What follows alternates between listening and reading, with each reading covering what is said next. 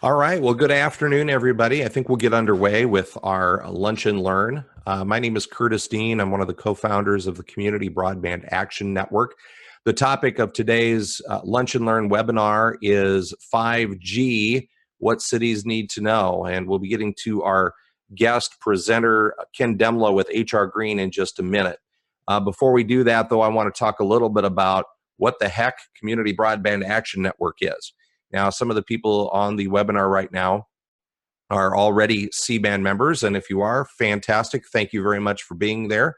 If you're not, we want to tell you a little bit about what CBAN, Community Broadband Action Network, is all about.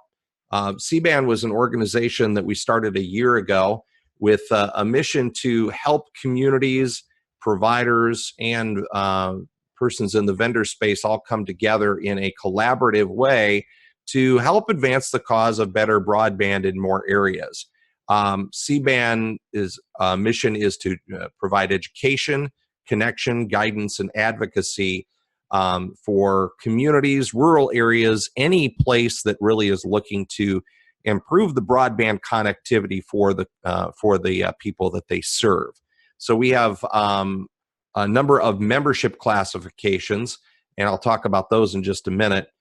Essentially, what we're trying to do is help communities in particular that are trying to find better broadband solutions through the spectrum, all the way from an idea on the left of this chart through execution and success on the right-hand side of this chart. Sometimes this begins with some community advocacy. It may result in a referendum in a state where, for example, communities are allowed to create their own telecommunications utilities. But throughout this process, we want to help communities to explore and advocate, plan and analyze, eventually, hopefully, to design and build, then launch, operate, and evolve as conditions warrant. There's a lot of steps along this process, and communities many times get stuck at certain points. So CBAN's mission is to help grease the skids, so to speak, so you can move through the spectrum from left to right as smoothly as possible. The idea being is that the idea being is that we can help bring communities that are wanting better broadband together with communities that are already providing broadband service for their citizens. Not only communities, but community-based providers, because it's not always a municipal system, but those responsible community-based providers that are meeting the needs of their communities.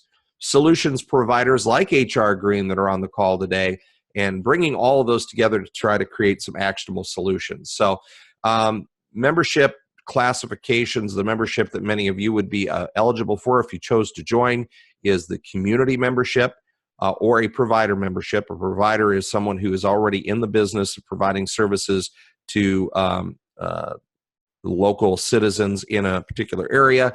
Communities are those of you who are trying to figure out a way to bring better broadband to your citizens. Our membership for communities and for providers, for that matter, is free. It's in effect until canceled. And here at CBAN, our goal is to try to provide as many educational and networking opportunities as we can to people to help them advance along this timeline.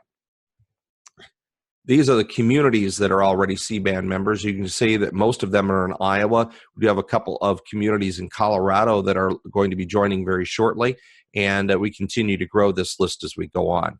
At the end, I'll talk a little bit about what you can do if your community that's on the call now is interested in becoming a CBAN member and joining this network in this collaborative venture as we try to expand. Right now, though, I'm going to change gears a little bit because it is time for our primary presentation. And so I'm going to be turning it over to,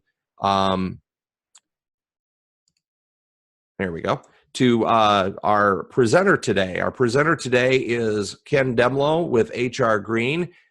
Ken has been involved in community broadband and for many, many years. And I've known Ken for what, about 8 years, something like that, Ken? Yep, all right. Something like that. And Ken is now with HR Green. And a couple of weeks ago at the Iowa Association of Municipal Utilities Community Broadband Conference, Ken presented on some of the things that utilities were looking at and needing to know about 5G. And he really brought some things to light that a lot of people in the room weren't aware of. In particular, some of the deadlines and some of the things that cities need to do to prepare themselves and be proactive about meeting some of the expectations that 5G providers are going to have. So Ken, with no further ado, I'll let you give a little bit more about yourself and HR Green if you'd like, and get into the meat of the presentation. Great, thanks, Curtis.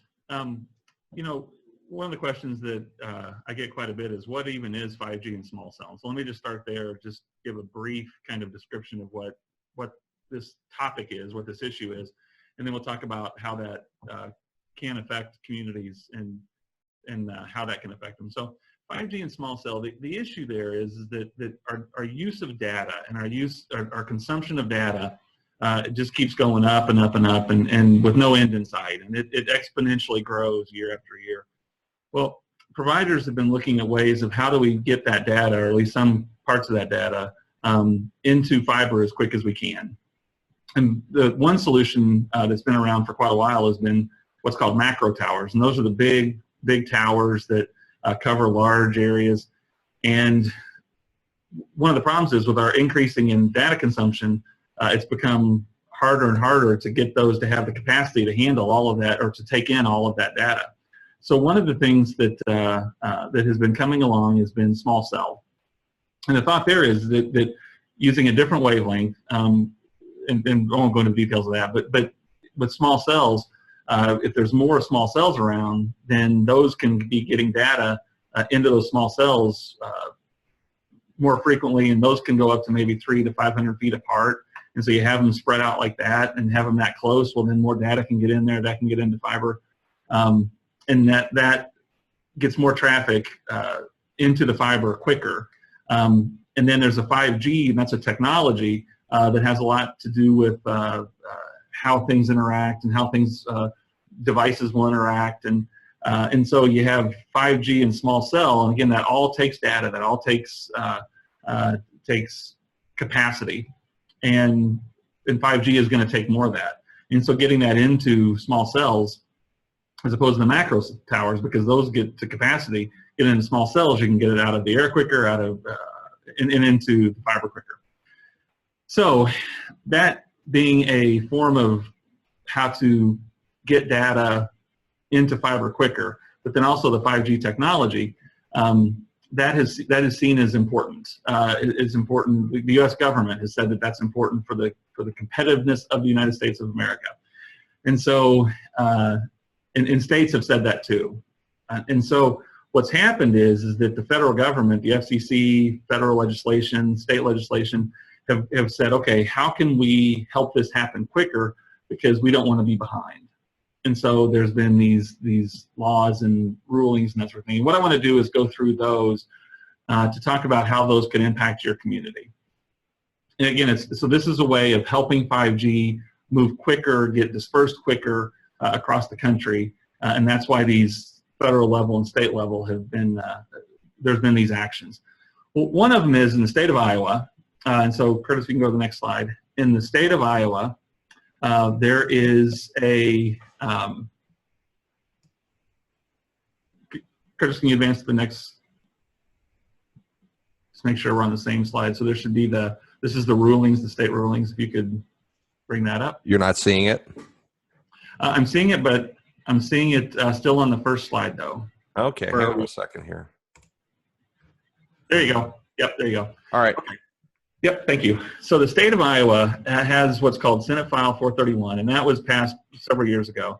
And so what they've done is they said in order to help 5G happen in Iowa, that they've passed these laws that make it more uniform across the state. And so those laws say that there's 90 days to approve applications for small cell, for 5G and small cell, and that it impacts or it caps the fees of $500 per application of up to 5 facilities, and then $50 each above that. I won't get into the real details because there's different things that apply to those rates, but I just want to give you a general feel of there's what they call it a shot clock. So there's an amount of time that they have to approve, that the city has to approve these applications for 5G and small cell. and then there's caps on the dollars. And I can go into more detail at some other point about those, but you need to know that's roughly where things are. There's nuances to it, but that's roughly where things are. Well then, Curtis, we can go to the next slide. The next slide is the FCC has also made a declaratory rule. They've made what's called a declaratory ruling. And in their declaratory ruling, it also defines some things that cities can and cannot do. And again, the concept is that at the national level, if they say here's what cities can do, then cities can do more favorable to the industry than that, but they can't do less favorable. And so on this is the FCC's. This was done in December of 2018, and you notice there in the middle that there's $500 for non-recurring fees, and then item B there, $270 per small cell facility per year recurring fees. And again, there's nuances to this, and I don't want to get caught up in the details particularly, but I do want you to know that so there's in this FCC declaratory ruling, they've said here's the max fees that any city can charge, both for permits and then for inspection, for recurring fees, and they've capped them.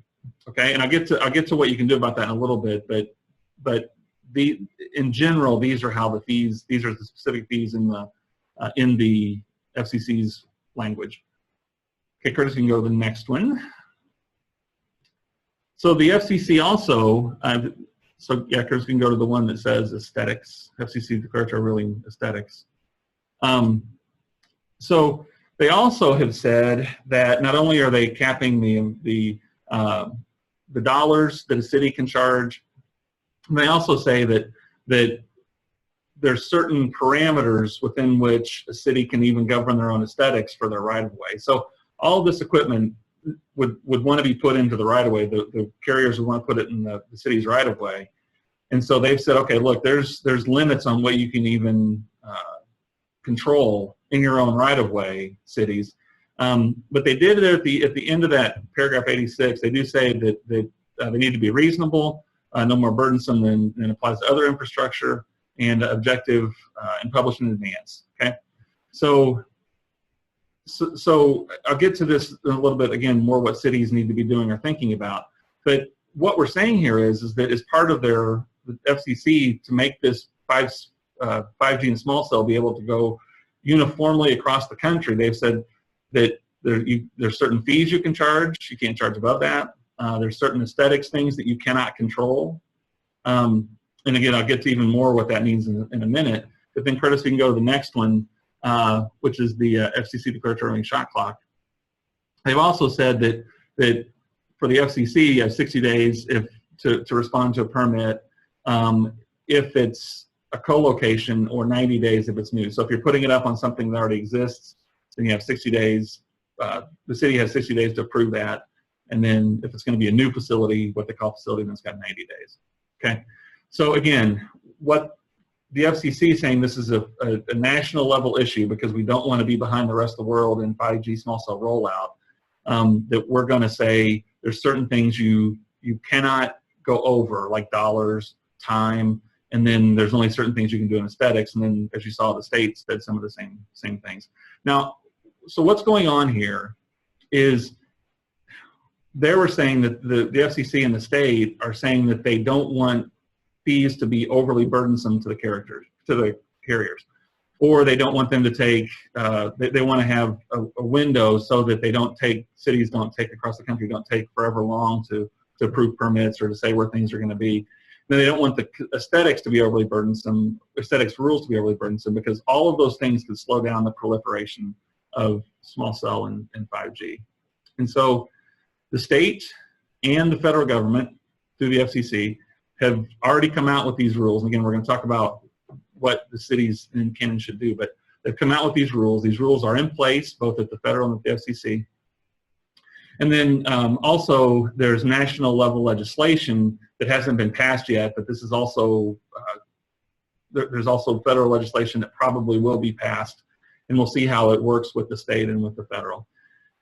So the way that this works is the FCC is the leading organization now, And so states can pass their own state laws that can be that can't be more lenient towards the carriers, and then municipalities can enact rules, but they can't be.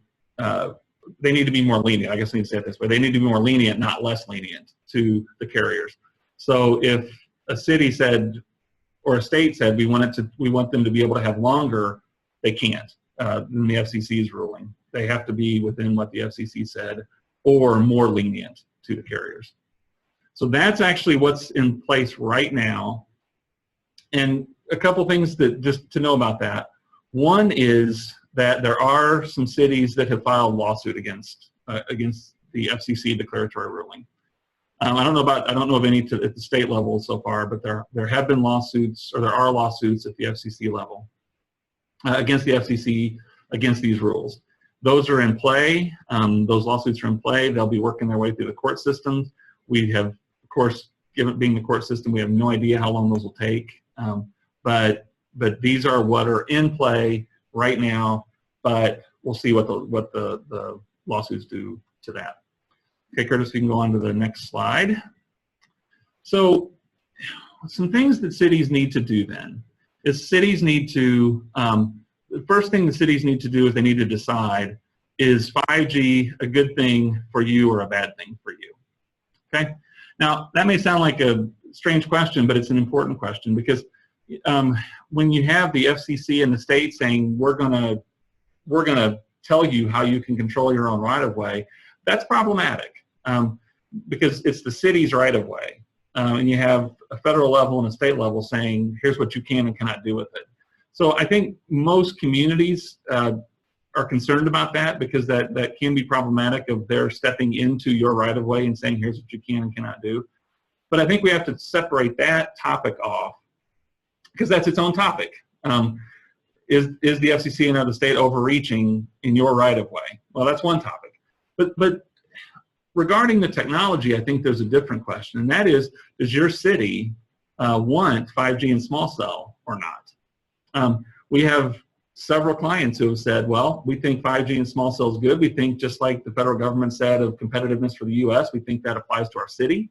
And so we want to see 5G and small cell in our city because we think that'll give us a competitive advantage over other communities. So for like economic development, or people moving there, or keeping our kids at home, or what that's going to do for Internet of Things, what that can do for telemedicine and education. So there's several reasons why several communities have said, hey, we actually want 5G and small cell, and we want it to come to our community.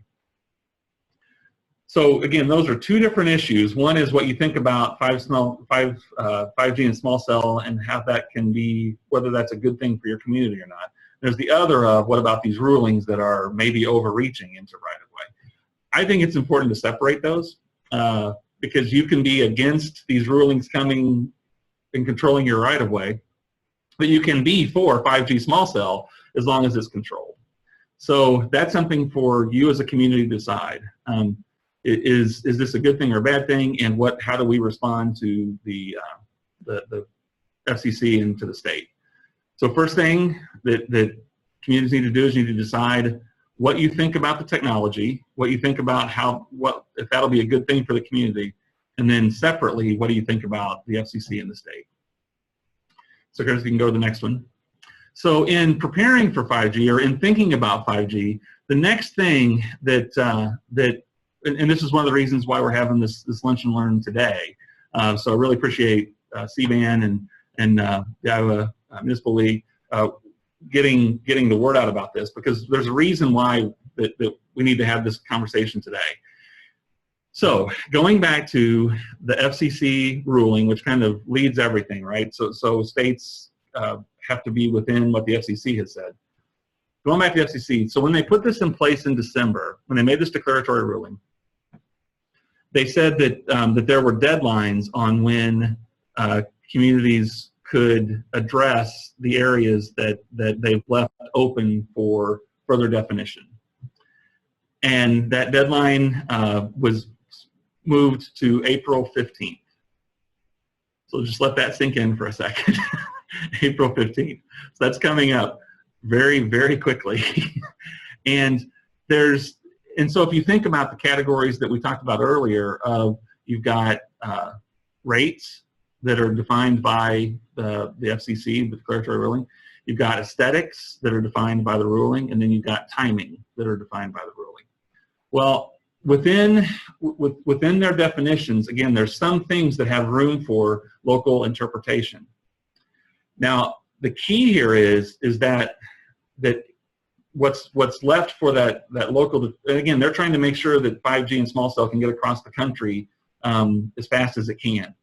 And so they set April 15th to say if the city is going to have a determination on things like rates, on things like aesthetics, if they're going to have a further definition, then that further definition needs to be in place by April 15th, or this community may lose the ability to make that further definition. What that means is if the municipality, city, town, if they lose the ability to make this determination, then that means when the carrier comes in with an application, there's really very limited ways that you can say no, or you can decline it. That's a really big deal. And so let's talk about some of those areas where the community can make further definition. And again, the deadline being April 15th at this point to make that further definition. Rates is one of them. So you saw in there that the state and FCC both said what the rates could be.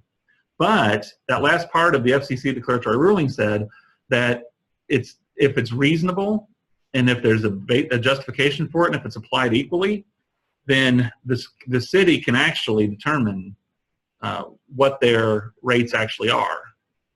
So what we're recommending as a consulting firm, what we're recommending is that communities do a rate study, and they do a rate study to see what their costs to do permits, to do inspections, ongoing maintenance, the different things that the city will have to pay for. If the city knows what those rates are and what it costs them to be able to do that, or what it could cost them to be able to do that, then they can say that's what our rates are. They're reasonable because they're based on fact, and then they would be applied equally, and that would meet the FCC's the opening that the FCC gave for a community to be able to define that for themselves.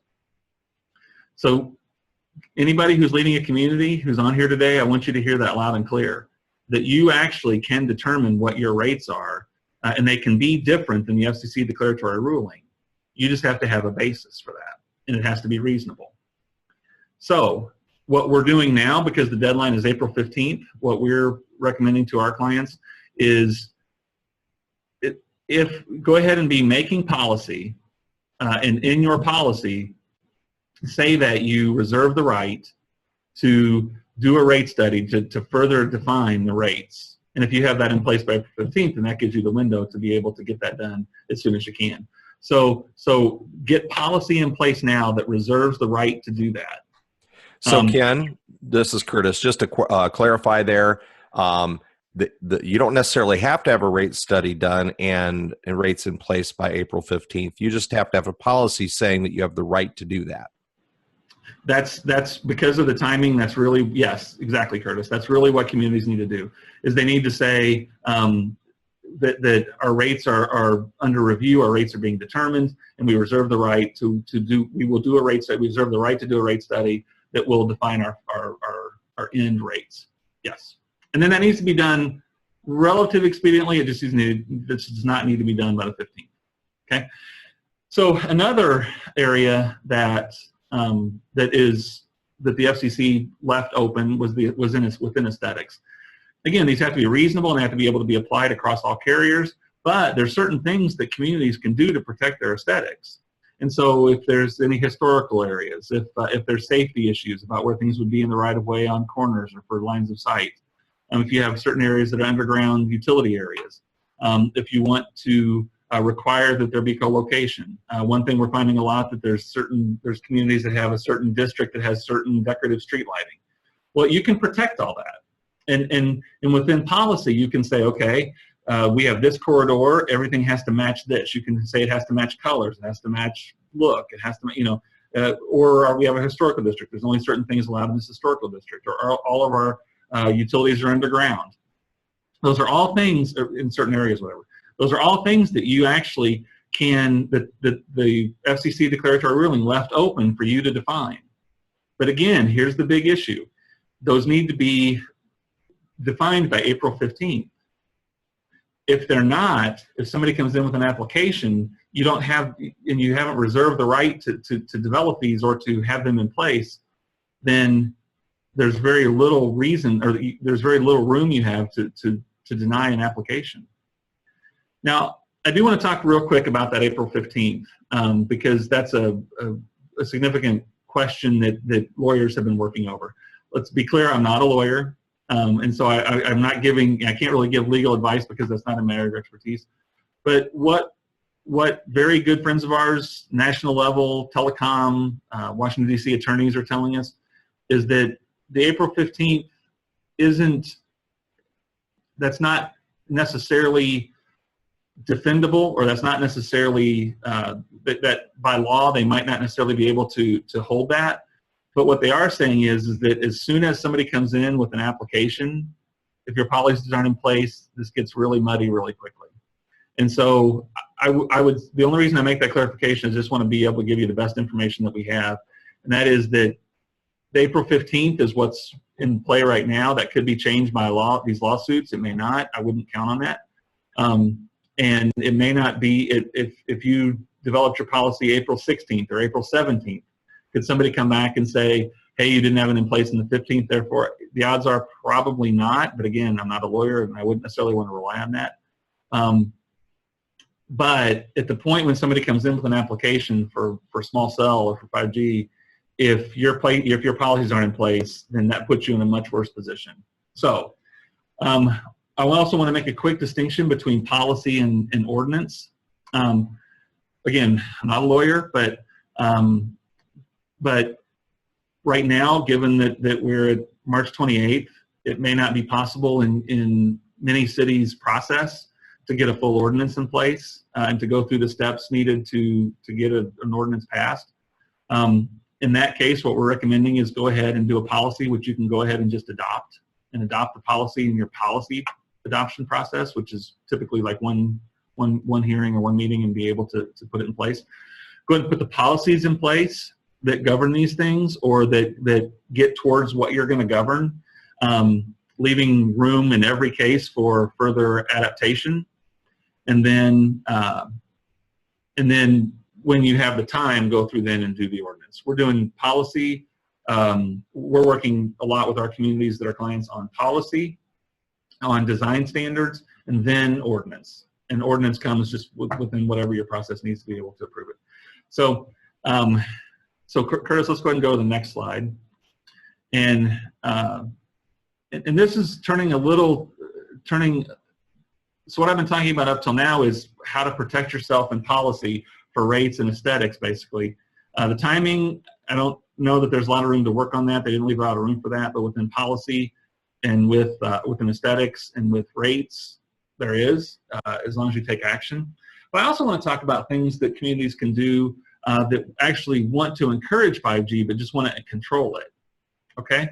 So your policies will kind of dictate how much control you want to keep, or the control you want to keep. But then also, though, if you're saying, well, we do want to do that, we do want to control it, but we also want to encourage it, here's some things you can do to actually encourage 5G and small cell. One is to have a strategic policy or strategic policies that you can be putting in now. I mean, these aren't just protection, so you might, April 15th isn't as big as deal as with these necessarily.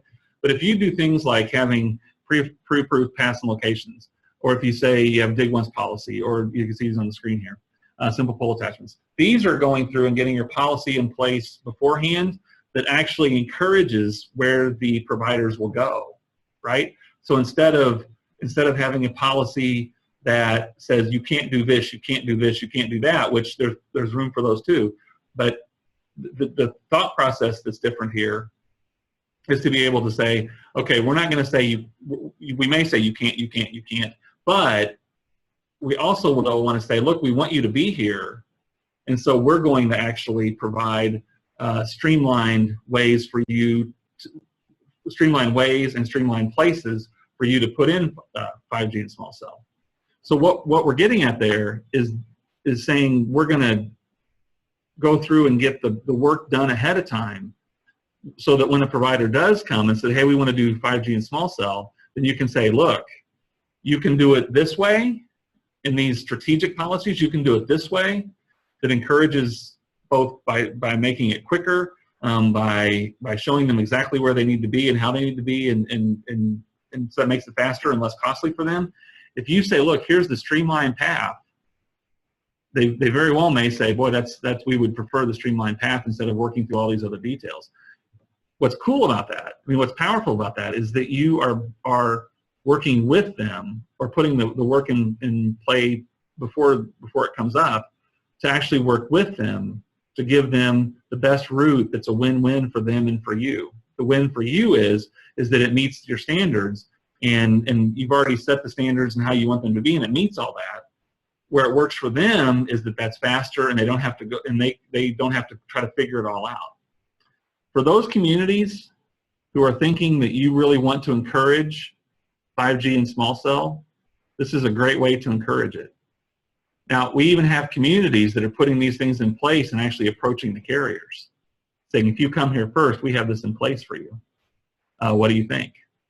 So again, part of this comes back to the decision of what's your approach on 5G and small cell. Is it something that the overreach is so burdensome to you that this is problematic? Are you concerned about what it's going to do to your community aesthetics-wise and all that?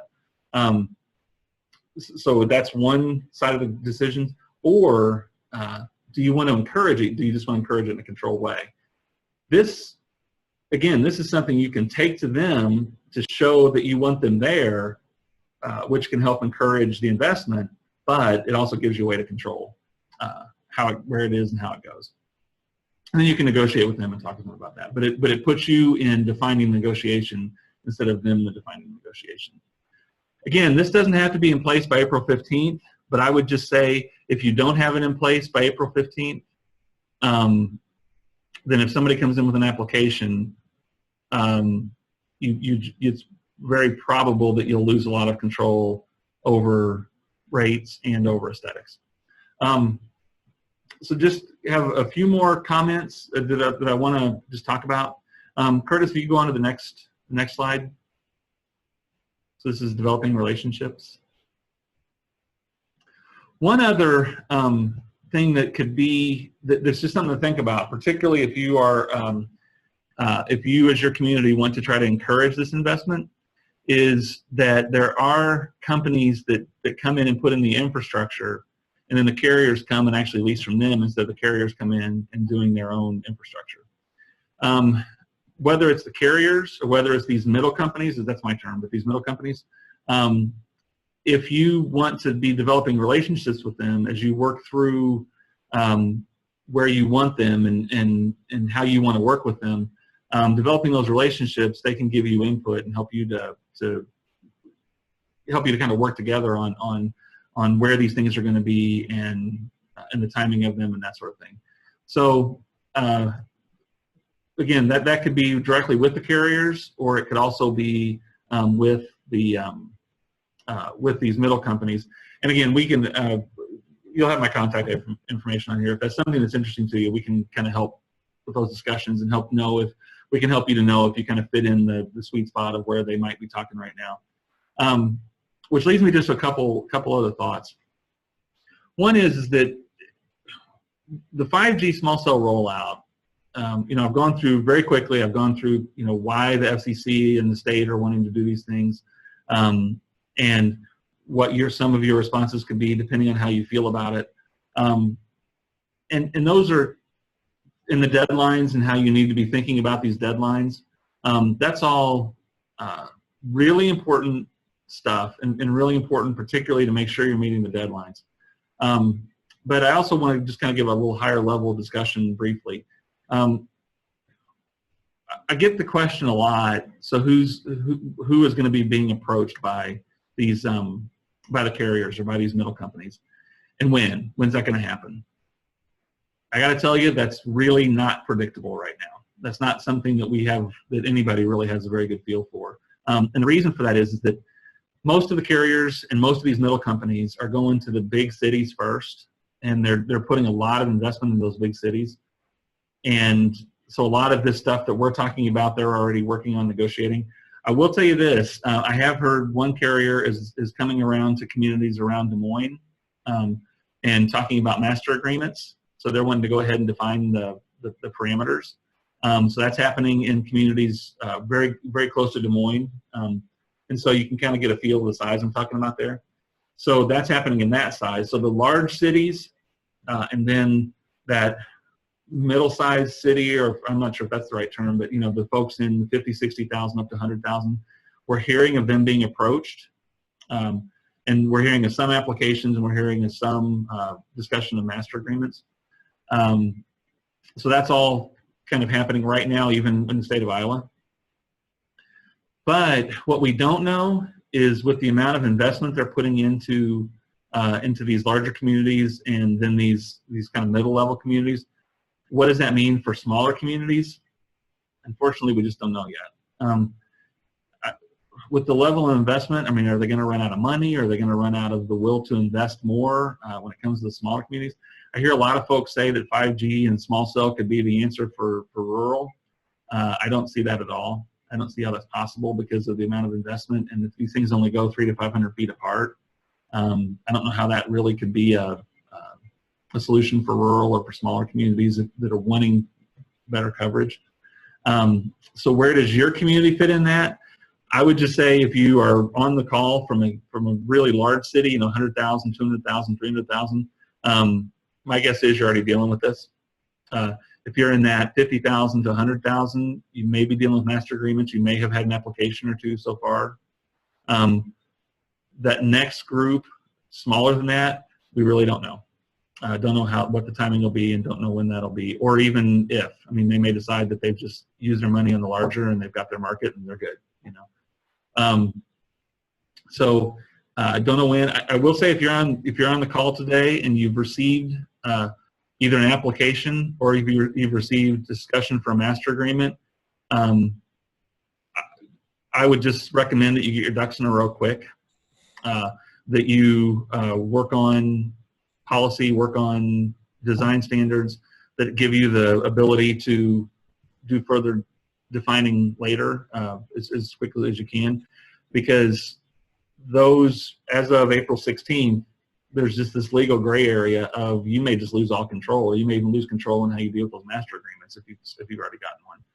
So I do want to say, and I don't mean this as an advertisement, I just mean it as information. We're working with enough communities on basically templates that are, or policies that are basically templates, but that are taking into considerations for your particular community, for policy and for design standards, that we are trying to get out to everybody.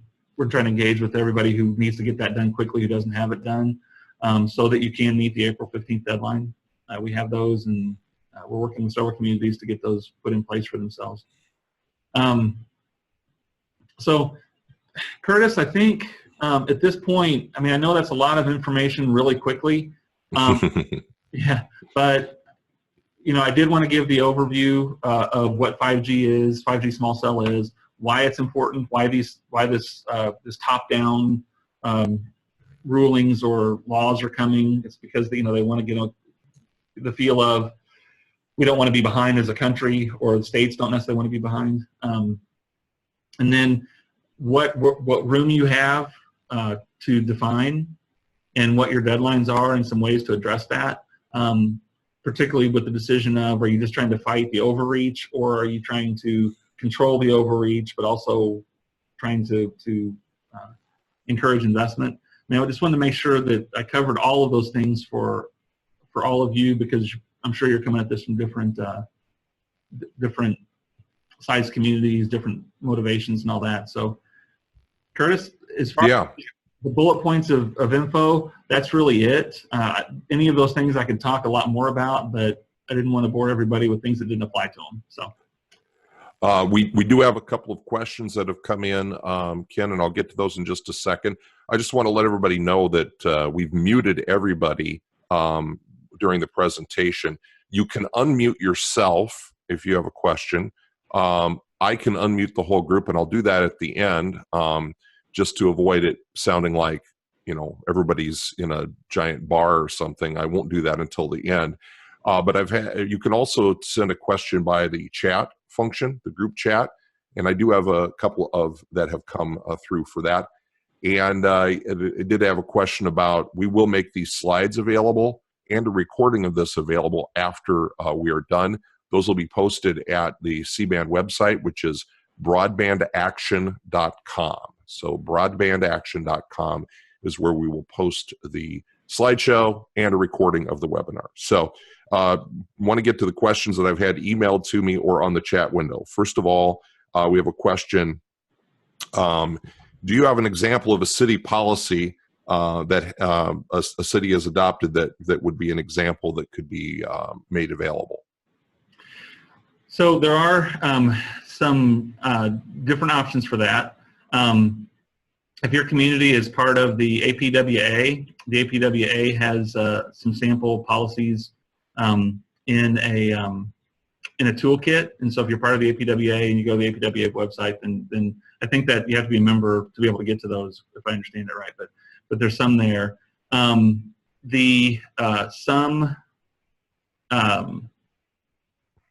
There are, I'm trying to think of other places where I know there are some.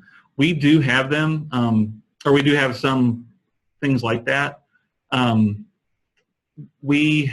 What we're typically doing, though, is we're working with communities to make sure that they adopt them, or that they have things that are particular for their community in them. We're not, I want to just quickly explain this. We don't really have something we just give people. And the reason for that is because one is it isn't adapted to your community, and the other is there may be things in there that aren't really things that you like, or things that you want, or things that you want to control, or there's things you want to control that aren't. So we're concerned about, if we hand you ours and say, there you go, you're covered, well, we would feel pretty bad, if a month later you came back and said, okay, we got this application, but why didn't we do this? So yeah, in working with us, what we're suggesting is that just contact me, and we can talk over what it would take for us to look at yours. We do most of it templated, but we want to make sure that we're addressing your particular community's concerns. Great. Question from the chat window. You talked about the range of 5G being around 500 feet. Is that because the technology is new? Will it be possible to achieve the same ranges as 4G? Great question. So it is. So it's working. By the way, this could get really technical really quickly. So I'm going to give you the high points. I'll cut you off if you start to get geeky. Please. If it gets painful, stop me. So these are working on wavelengths. Okay, so the data is coming through wavelengths, and then the cell receives those and then puts them into fiber. So this is a frequency that is kind of a new use of this frequency, and that frequency has a lot of capacity, but it also has limitations on like what it can go through and how far it can go and those sorts of things. So this 5G small cell, it's basically what they can go through in the distance that is on this frequency that does limit the distance. Macro towers, the big ones, they worked on a frequency that was a lot wider. Again, this will get really geeky, but they work on a frequency that's a lot wider that can go a lot further and pick up things in a lot longer distance. But the problem is that with our use of consumption, that gets filled up and it works slower or can't take it all, and so they freed up and are using this this shorter frequency that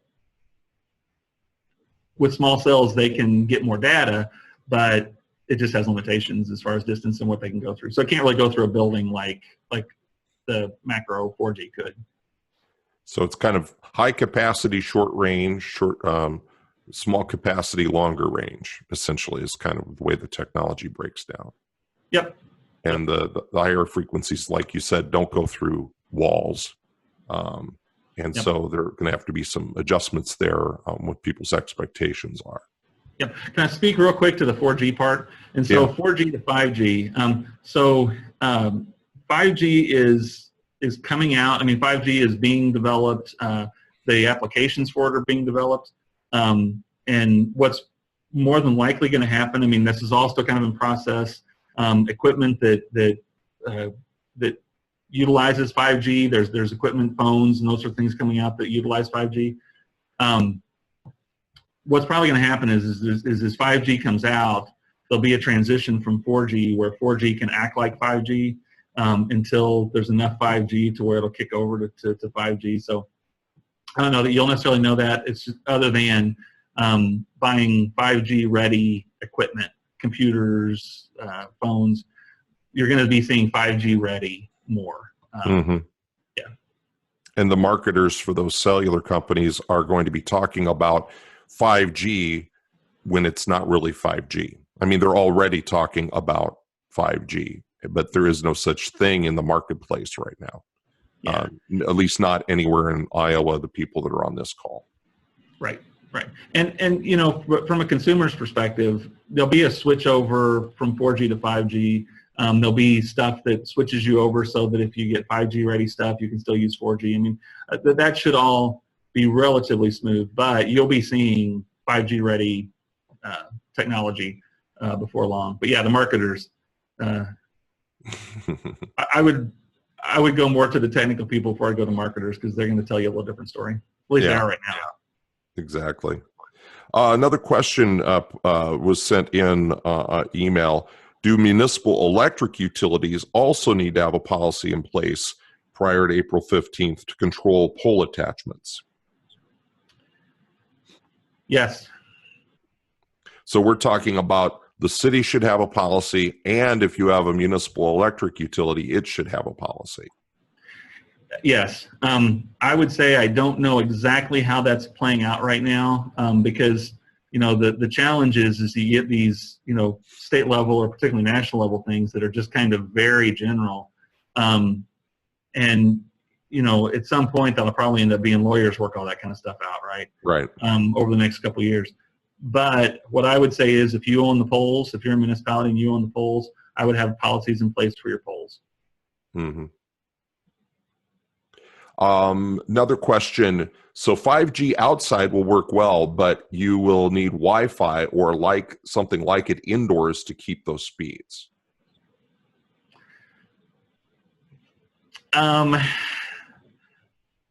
an interesting question.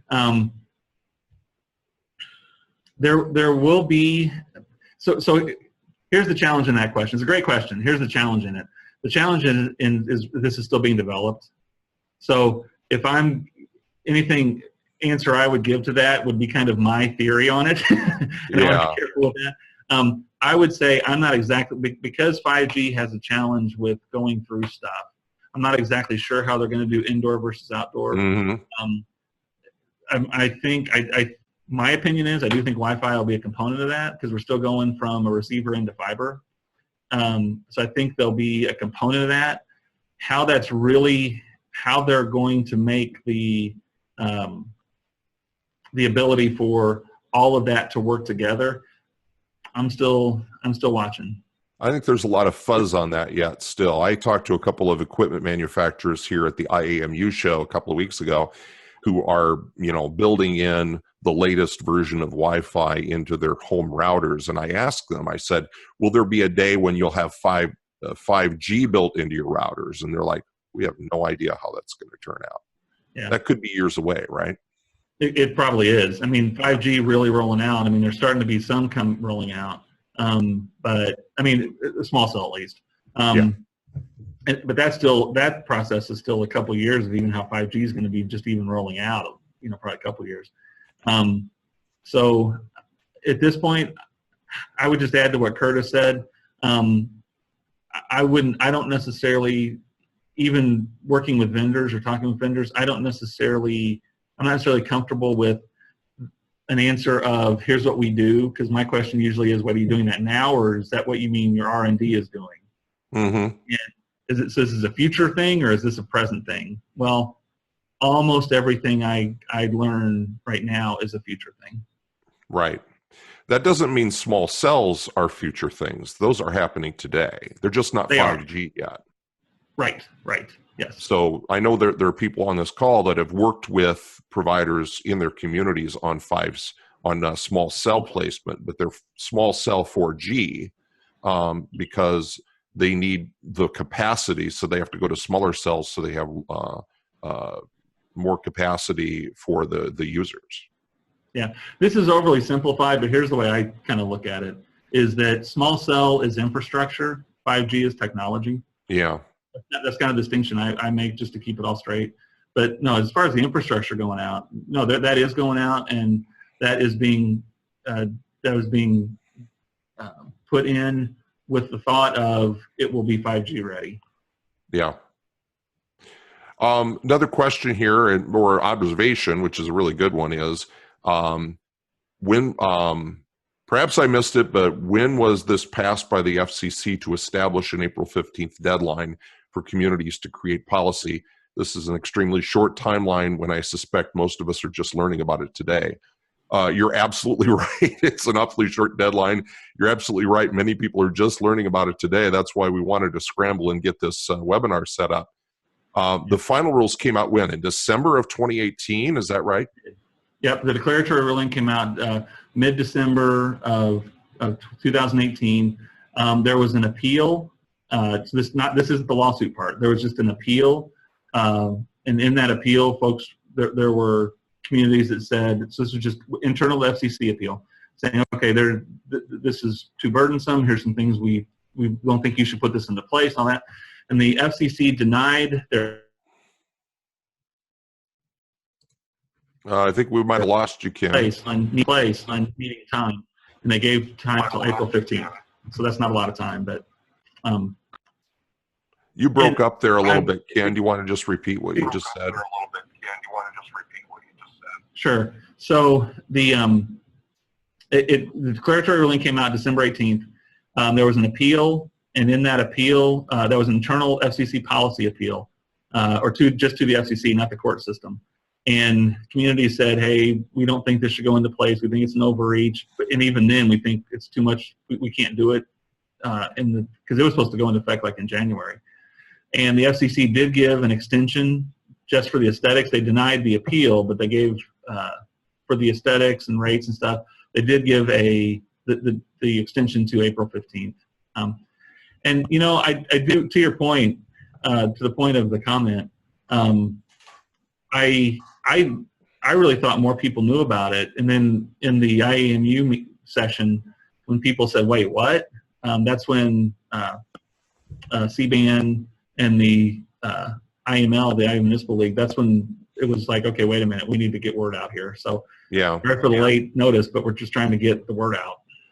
Yeah, it was right after the IAMU conference. I talked to Mickey at the Iowa League of Cities and said, has the league had a lot of feedback on this? And he said they really hadn't, but it was kind of this looming thing. So I want to thank Mickey for getting the word out to league members. We distributed this to the league membership and also through the IAMU membership as well as the CBAN group. So thanks to Mickey for getting the word out. But yeah, this is one of the things that it really kind of snuck up on a lot of different people, especially cities and utilities. So the good thing is you don't have to go through the entire ordinance process. If you can at least put a policy down on paper by April 15th, you're going to probably be protected. Another question that came up. Go ahead, Ken. Sorry. Well, and and you know, getting a policy in place that really does kind of speak to it, but then also reserves you the right to amend it, and then take it to ordinance. You can still do that. I mean, it is short notice, I agree, but you can still do that.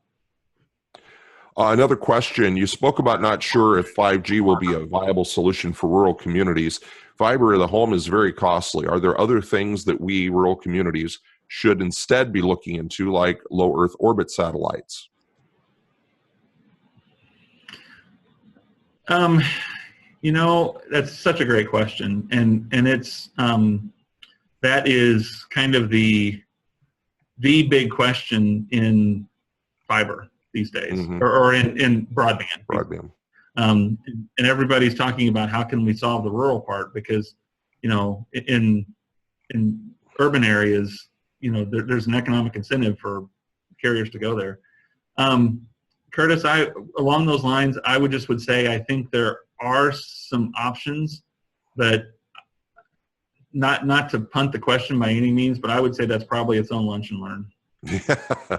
Low Earth orbit satellite broadband is certainly a topic we've talked about having a lunch and learn on, because it's such an interesting concept.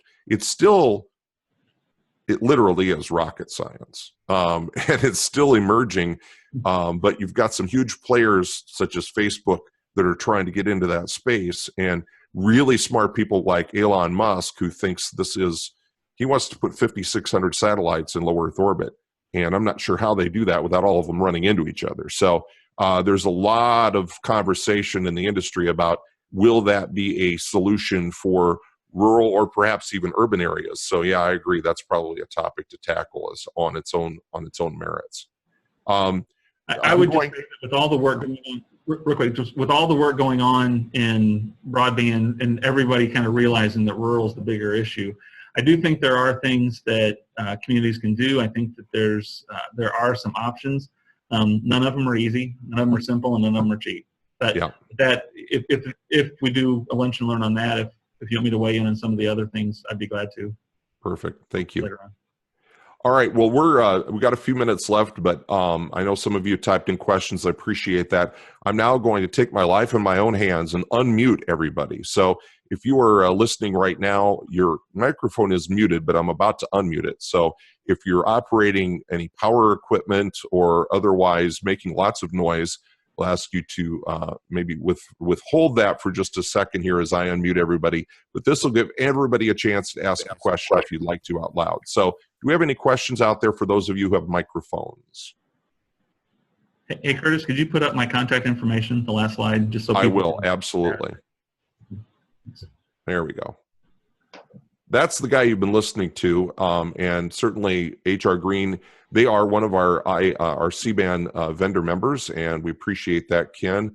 A good resource for you to call upon if you are looking for some guidance on developing these policies or procedures.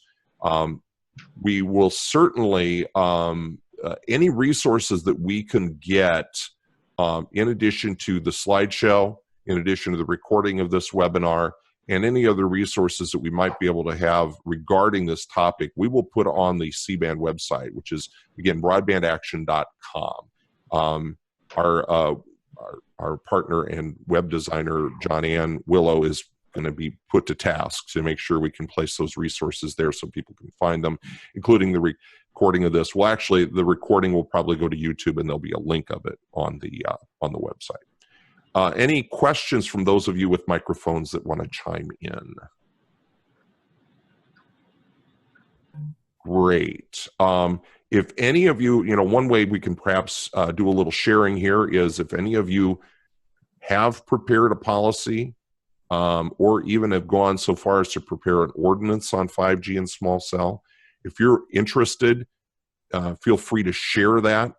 You see Ken's email there. You can go ahead and send it to Ken, and then Ken, if you want to share that with me, I can share that back out to the group. Again, sure. Whether you may still want to, certainly something you want to talk to your city attorney about, your legal counsel, before you just go and take somebody else's and change their city name to your city name. But it might give you some guidance on how complicated or what the structure might be. And I do have one other comment that came in. Bottom line, for a small community under 1,500, enact a policy now. Ken, I think that's probably a pretty good, safe thing to do. I would say, you like, again, they say April 15th, but the real deadline will be when somebody brings in an application. Right. So, and for the town under 1,500, probably that's not going to happen April 16th, but it's coming. Yeah, I would say no reason not to be just moving diligently, because you don't want to be caught with somebody coming in saying, hey, do this, and you build. So exactly. I would say the sooner the better. And a city of 1,500, that's 90 miles from the nearest metro area is in a different position than a city of 1,500 that adjoins a metro area. The ones that are close to those metro areas are more likely to see those requests sooner rather than later. All right, well, we don't hear any other questions. I don't see any other questions. Again, there's Ken's contact information. You can also email me. I didn't do a slide for it because, well, that would have required prior knowledge and preparation, which apparently is not my bailiwick today. It's just cdean@broadbandaction.com. And again, broadbandaction.com is the CBAN website. You can find my information on there too as well. All right. Well, thank you everybody for joining us on our webinar. If we have any unanswered questions, you can relay that back to Ken or myself. We appreciate you joining us. And again, a little plug, if you are not a CBAN member, we strongly encourage you to consider joining, as we're going to try to bring more and more resources like this to communities, in particular information about broadband. And if you're part of that CBAN network, you're going to have first crack at that information. Ken, thanks a lot for sharing your knowledge and expertise with us today. Absolutely. Thanks, Curtis. All right. Everybody, you have a great weekend. We'll talk to you all next time.